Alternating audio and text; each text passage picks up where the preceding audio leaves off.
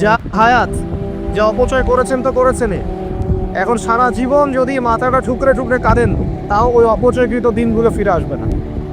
শিক্ষা নেবেন না এখান থেকে। 30 বছর চলে গেছে মানে 30 বছর আল্লাহর নাফরমানি করেছেন, সারা জীবন মাথা ঠুকরে কাঁদলেও ওই 30 বছর ফিরে আসবে না। আসবে যুবক ভাই। অতএব কী করা উচিত? ফিরে আসা উচিত নাকি এভাবেই চলতে থাকবে? লেখা হয়ে গেছে, বাড়বেও না কমবেও না। 2, রিজিক কি কি পাবেন, আপনার রিজিক সব লেখা হয়ে গেছে। এখন এখন আপনারা কি রিজিকটাকে হালাল পথে চাচ্ছেন না হারাম পথে?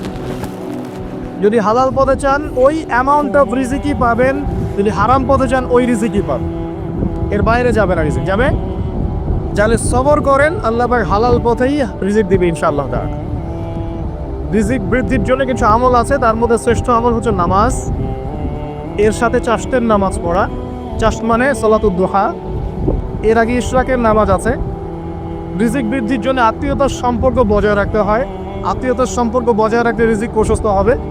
বেশি বেশি যে আল্লাহ জিকির করে এবং কোরআন তেলাওয়াত করে তার রিজিক বাড়ে আলহামদুলিল্লাহ।